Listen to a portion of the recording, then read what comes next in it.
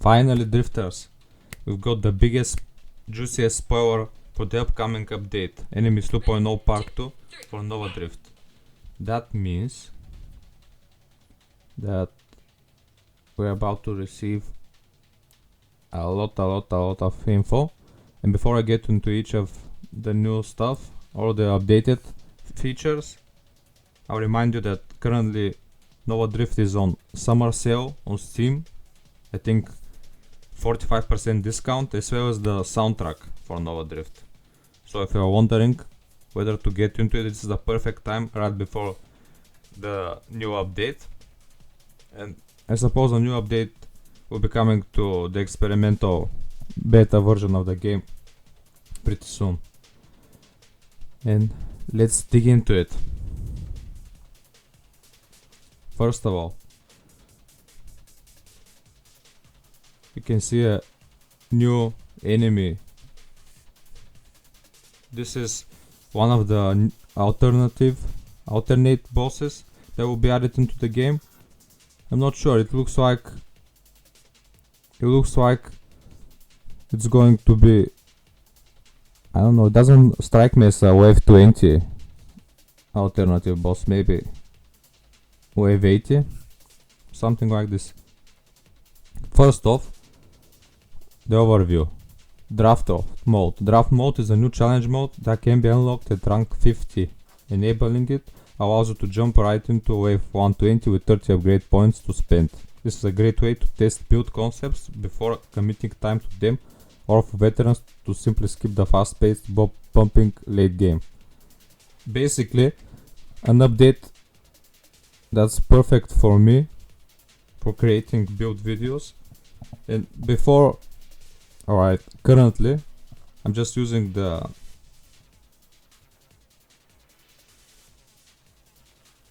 cheat mode, if you don't know, of Novadrift to test newer builds, and I usually spawn in with 40 or like 45 points at wave 200, and that's how I test the new builds. But it's kind of a deceptive way to test new builds, because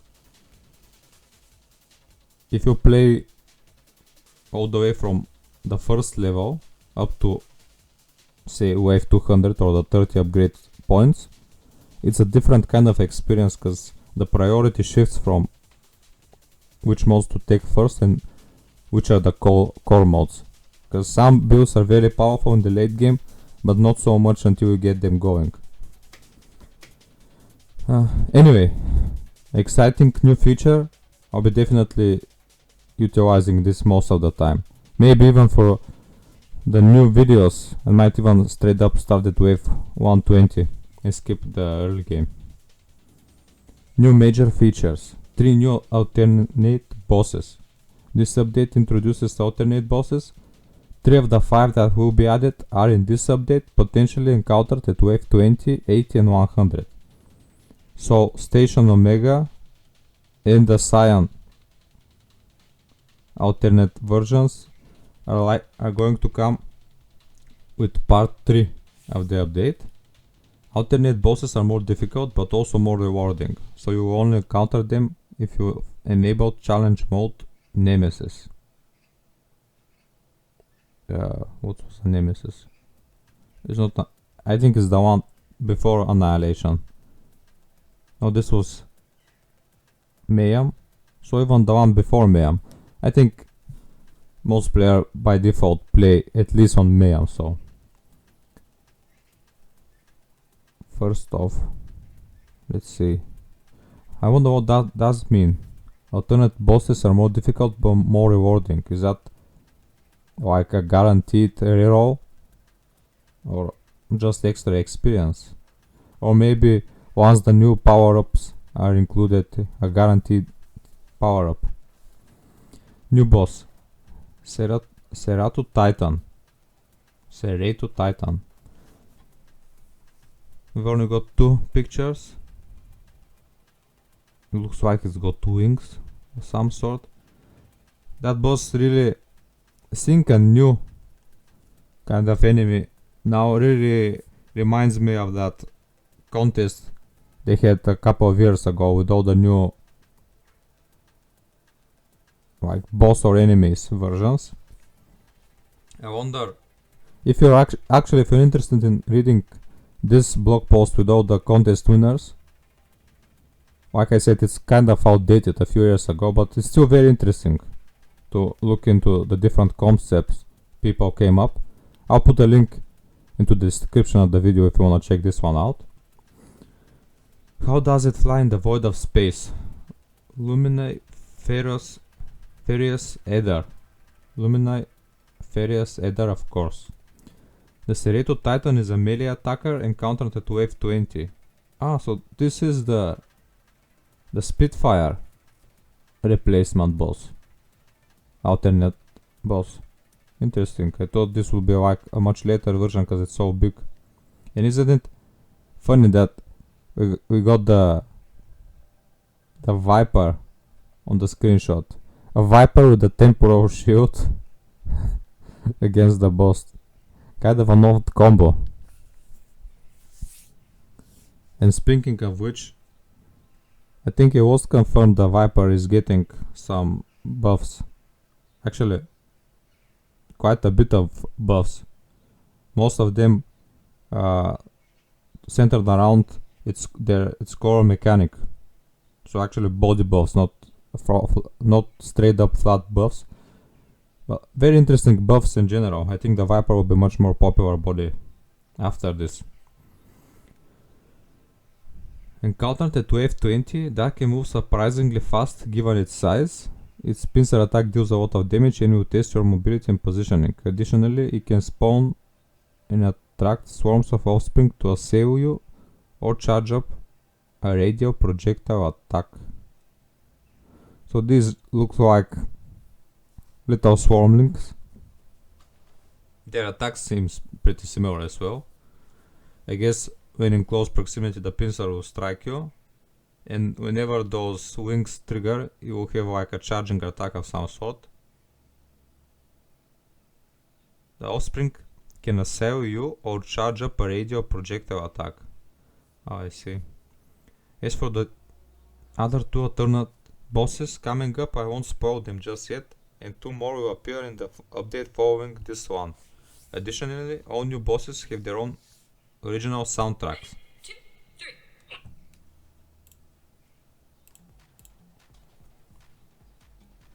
Sick design. I'm quite interested to see how this one looks out. I'll be fair, I feel like the new alternate bosses, they're going to be more difficult, yes, definitely, and more interesting. And I think even anything in comparison to the poor Spitfire will be much more interesting and more difficult.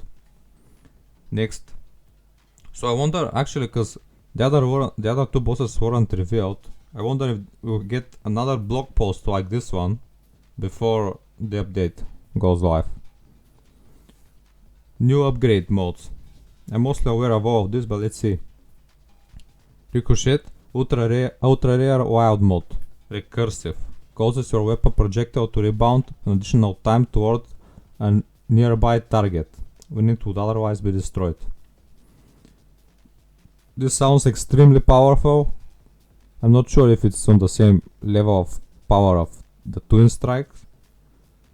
If I remember correctly, the malus, the penalty of picking ricochet is that it reduces your overall projectile count. So it's really strong for single projectiles. Next thing, we got a new super mode. Charge shields. Causes a portion of your charge value to apply to your shield effect radius and shield effect power while charging your weapon. So, holding down charge distributes some of the power of the charge into your shield effect radius and shield effect power. There was a certain cap to this effect, if I'm not mistaken. I'm not sure how long it would take to charge to get to the full charge shields effect, but this would make it so that you're not required to pick hidden power for those big shield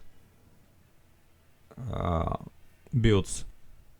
Usually the sentinel builds, you no longer need to just blindly go into hidden power. For example, with just a few points spent in salvo, maybe you can get a pretty strong synergy by stacking the salvo for as long as you can, charging it, and just utilizing the shield to clear the smaller enemies and unleashing the salvo on bigger and harder waves.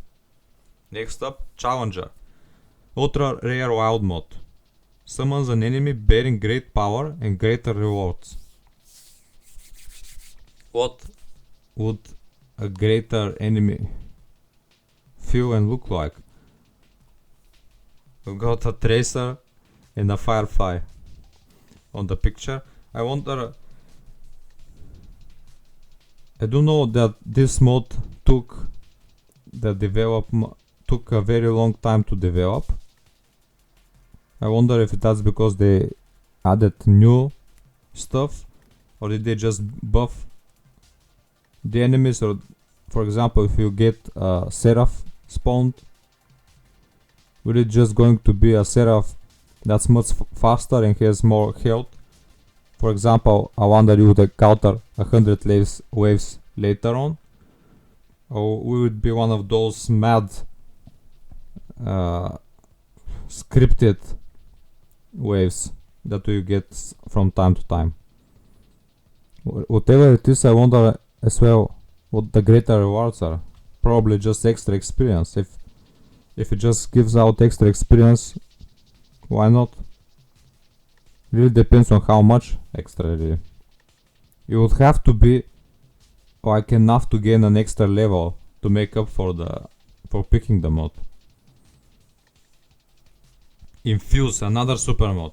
Causes discharge to affect your weapon projectiles and increases their damage based on shield discharge. That means that I think the discharge will no longer apply to your own body, and it will apply for your projectiles upon they hit. I think when the projectile hit, and from the projectile the discharge would trigger. I got even a more description for each one. So the ricochet, when your weapon projectile would be destroyed, it instead rebounds an additional time towards a nearby target, minus 15% projectiles, and it's a recursive mode. Yeah, so Fusillade and those sorts of like spammy lots of projectiles built wouldn't greatly benefit from this one, I would say. Or maybe just one or two. Next, super mode charge shields. Requires charge shot plus focus shields. While charging your weapon, 25% of your charge value applies to your shield effect radius and shield effect power up to a maximum of 100%. So basically 25% slower charge overall for your weapon, but instead you get the stronger shield. And like I said, weapons salvo is probably going to be a very good choice for this. Or pulse too. Next, the challenger mode. Summons a challenger, a champion or a boss enemy bearing increased power and orb drops. Each subsequent challenger has stronger effect and grants more orbs than the last. If the challenger is destroyed, he will drop a random power up. If the challenger is destroyed, you will gain one extra level in this recursive mode. So not only will drop more orbs, but upon completion of the wave, you are guaranteed to get one level. So that means all those really strong builds that can't really gain much from grandeur because of the penalties, this will be a very good way to increase your level overall. If a challenger destroys, you gain one level. This is basically to compensate for you spending a point to get the mod. So that the real rewards are the extra drops and the random power up. And if you have a chance to potentially get a reroll, that really justifies the whole thing. If you have a build that's strong enough. But those challenger tracers, I don't know. Infuse requires discharge and magnitude. Discharge now deals 50% of your current shield's self-damage to you. Also, your hull would also take self-damage. When you fire your weapon, its base damage is increased by the amount of self-damage dealt by the discharge, divided between projectiles fired. Discharge bolts of energy originate from your weapon's projectiles instead of you, when they are destroyed on impact. This specific mod would diversify a lot some self-fired projectile builds,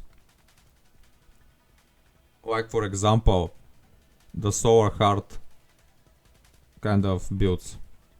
Yeah, you could opt in for this instead of solar hearts, or maybe both.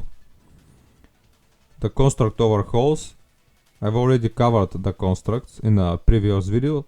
If you wanna see a more detailed,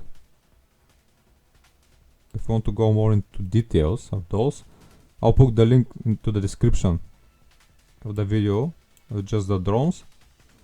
But quickly going over those, drones were feeling dated, and so we've given the trees a major overhaul, allowing them to better compete with the perils of enemies 2.0. Additionally, many underperforming mods have been folded into existing mods. For instance, you don't have to purchase Formation Pursuit or Formation Rampart anymore, they just come with the assault and defense drones respectively. So upon taking the first drone upgrade, you already unlock the defense and the assault drones trees. This is the overview of the drone tree. Assemble and deploy drones now unlocks assault and defense drones. We got Subsumption, a new mod. Bypass drone assembly time by spending hull and shields. Grace Protocol, drones are reborn with one hull when destroyed on a cooldown. In Advanced Engineering, the drones scale power with your level. The assault drones. Assault drones in general no longer have those missile drones, they've been removed. Instead, we have this battalion formation where we've got laser, hit, scan beams, converge and devastate enemies. The assault drones gain the pursuit formation from the get-go. Terminal directive, destroy drones to accelerate toward enemies on a collision course. In Fleet Commander, 2 drones are promoted to commanders with increased stats. Commanders apply vulnerability. The defense drones come with built-in rampart formation. They got the good old counter pulse, but instead the counter pulse triggers off a cooldown as well, instead of just taking damage. We got a new mod, the Arc Barrier. Your drones protect you from blast and burn damage if they are between you and the attack. In Reconstitution, your drones regenerate hull. When they are destroyed, they create an armor fragment power-up. That's what the drones are like. We've also made quality of life changes to constructs. For instance, for specialized drone and ally types, you no longer have to make to the bottom of the tree. You get a sound drone, defense drones, interceptor and allies right after buying the root mod. So just getting the first ally mod, you gain access to the interceptors and the guardians. I guess he meant guardians here, not allies. It doesn't matter. Free real estate, indeed. More construct love. Mines have been reworked to provide a low investment alternate option to loaded mines. Mines without loaded mines now spawn 6-9 bomblets explosions moments after the detonation. Each bomblet deals a portion of the mine base damage. Additionally, minefield and Tribution have received large buffs. One of said buffs was the caltrops. I think instead of minefield also drops in caltrops that trigger upon collision with an enemy. I guess we'll get more info on those in a second blog post in the upcoming days or weeks. Turrets have been given much better scaling from mods and improved missile damage and base hull. So the architect turret build, that's going to be mighty. Even more so. Other construct support mods like self-destruction and burnout reactors have also been made stronger. Even better builds Construct AI is being looked at, especially in regards to their behavior in the presence of a bulwark. They will soon regard the business end of a bulwark as a bad target and a bad place to hang out. Well, that's that for the suiciding constructs. Formation battalion and formation rampart track more firmly with the player, like the default formation does. So you no longer have to switch your formation to the default one when you need to quickly traverse around the field in order to have the drones follow you around without lagging behind.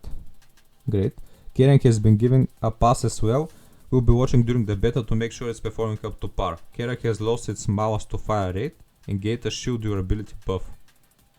Additionally, it's got some newly refurbished mods to play with. Interesting. More overhauls, big buffs and balance. Ataraxia mod has been buffed. Basically, you no longer have the attraction power for experience orbs, but you now gain new effect. For each 5 mods stacked, you gain extra bonuses, while you have 5 or more unspent upgrade points, plus 30% body gear powers. For each 10 or more unspent points, these bonuses are increased by 50%, and when you have 20 or more, you permanently have a hyper boost. That means that if you are able to complete your build within 30 levels, you have a very good chance of unlocking the last 20 stack permanent hyper boost buff. So usually within reaching the late game, say wave 350-400, you will be like level 50-55. So if you have a very nicely thought of and pre-made and focused build where you only spend 30 to 35 points on, you're almost guaranteed to gain the full benefit of Ataraxia.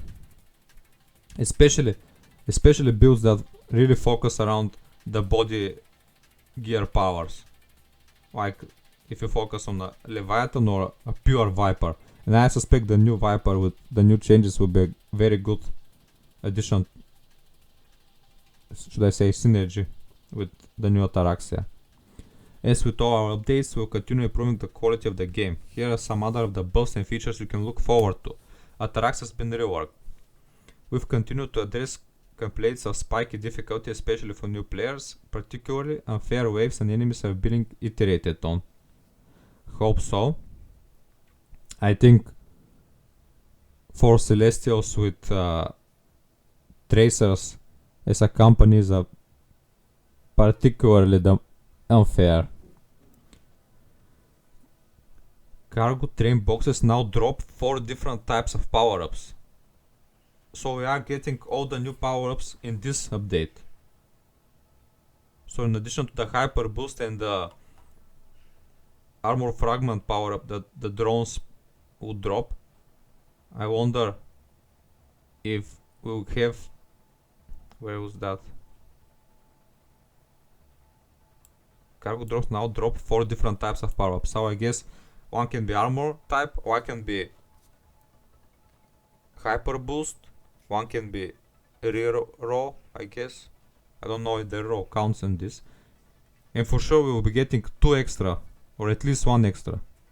Power-ups and experience orbs are now highly resistant to the pool of singularities. Rejoice. I would rejoice. Especially when, you know, when you've got the Scion, it seems like on purpose, most of the time it spawns its own singularity, a train would come along. Ray casting has been implemented for the railgun, allowing to strike enemy weak points with precision. Actually, railgun is one of the major points of why a lot of players would prefer to play with the mouse for aiming instead of the controller, because of the precision. But the ray casting for the railgun should improve this, especially controller players or people who just like to play with the keyboard without the mouse for aim. This would make it much better for them. A visible list of banished mods can now be seen on the upgrade menu. That's a very cool and convenient quality of life. We've made dozens of bug fixes, of course. Spanish localization has been added. What's next? Enemies 2.0 Part 3 follows the upcoming update. This will add the last of the 2 alternate bosses as well as challenge mode boss rush, where we face all 10 bosses one after another in large upgrades. As usual, other features and reworks will also arrive, such as new weapon gear and glow up for the hour trees. So the Guardian Interceptor will probably get reworked as the drones.